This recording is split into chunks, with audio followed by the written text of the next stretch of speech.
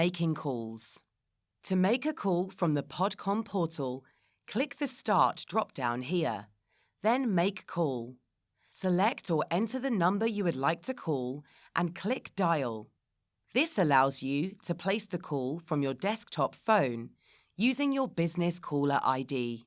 When you select this option, the call is placed and your desktop phone will ring. Once you answer, the call will be placed.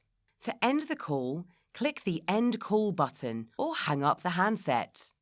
If you are not at your desk but would like to place a call with your business caller ID but from a different phone, click the Change link. Enter the number of the phone you are using, for example your mobile phone, then click Dial. Your mobile phone will ring. Once you answer, the call will be placed to the destination using your business caller ID, not your mobile phone caller ID.